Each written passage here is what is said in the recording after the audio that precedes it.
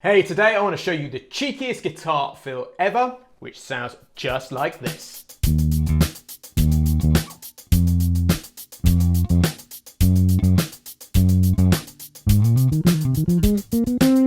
Hey guys, it's James here from eBassGuitar. Now, cheeky bass guitar fills can be lurking in songs where you least expect it. So one of my big things is to always have your ears open, and you never know what you might discover. And this song is a prime example of this. So I want to take you back to the December 63 by Frankie, Valli and the Four Seasons. And just at the end of the bridge section here, there is the most incredibly cheeky bass fill ever. I learned this about 20 years ago, and this has been part of my playing ever since. So let's check out Don Ciccone, which I hope I'm pronouncing correctly, playing this bass fill. I felt the rush like the rolling ball of thunder, spinning my head around and taking my body under. Now, the great thing about learning a fill like that is you can use it time and time again in your bass playing. And that's exactly what I've done when I first heard this about 25 years ago. Now, here's the thing. When I originally learned this, I actually learned it slightly wrong. So what I'm going to do today is show you Don Ciccone's fill, and then I'm going to show you the version that I've played too, which are both equally great fills. So just before we hit the lesson content today, I want you to know it's a completely free PDF, so you can see both of the fills that we're discussing today written out in standard notation and tab. There's a link in the description below. So let me play you this fill in isolation up to tempo so you can hear this. Now, this is over the chord of A flat 7 and sounds like this. So what I'm going to do is I'm going to make this fill simpler by breaking it down into 4 subsections to teach it to you right now. So the first 4 notes of this fill are simply this. Like that. And so that is an A flat, a B flat, a C, and then to an E flat. Now the notes there are an 11, or frets rather, 11, 13 and 15 on the A string, and then up to the 13th fret on the D string. Now the critical thing to get this is to get the articulation right. So what I want you to do is play the first 3 notes with 1 pluck with your plucking hand. And what I want you to do, play that, slide into the B flat, and then hammer on the C like that, and then strike the E flat with your plucking hand. So that's the first phrase. Now the next 3 notes is this little sort of twiddly trill, which sounds like this. So what that is that's an F on the D string at the 13th, 15th fret, and then we go back, pull off to the E flat, and then hammer on the C like that. So just do that in isolation like that.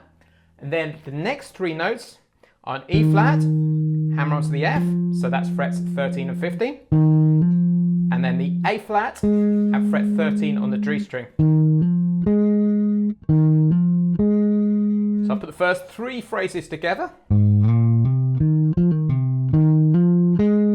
And then just the last note, 3 notes, are simply a B flat. And then you have this beautiful chromatic note there, B natural. And then we end up on the C there, which is the major third of an E flat chord. So the last 3 notes, B flat, B natural, C. Now, the crucial thing is to put this all together slowly like this.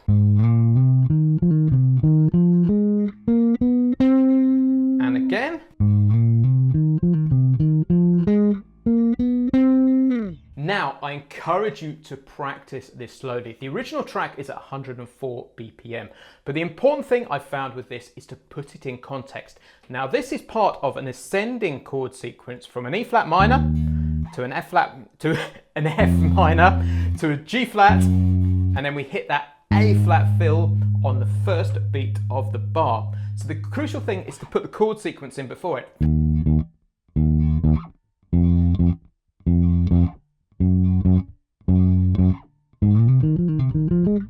Because you have to hit that fill bang on the first beat of the bar. So guys, if you're enjoying this video, make sure you subscribe to the eBassGuitar YouTube channel, because we release a lesson every single week designed especially for beginner to intermediate bass guitar players who want to push their bass guitar playing to that advanced level. There's a red subscribe button somewhere around this video. So once you've got it down slowly, the next thing is to build it up incrementally in tempo. I'd recommend doing this at 3 to 5 beats per minute at a time. So the target tempo is 104 BPM. So what I want to do now is just play it at 90 BPM so you can kind of hear it at a mid-range tempo.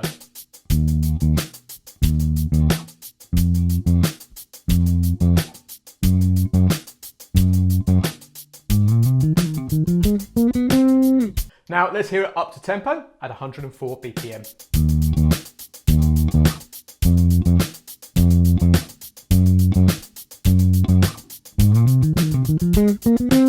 So as you can hear, that's a fantastic fill when it's up to tempo, but it's quite tricky. So you're probably wondering, how did I learn this fill wrongly, or simplify it as I like to think about it?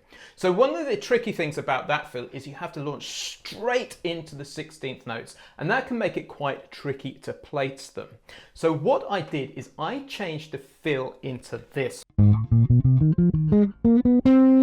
And I made the first note very slightly longer, which made it easier to place the rest of the notes. Now, the other thing I also did is I took this chromatic note, or the last 3 notes, and also put them down the octave, so we had them here.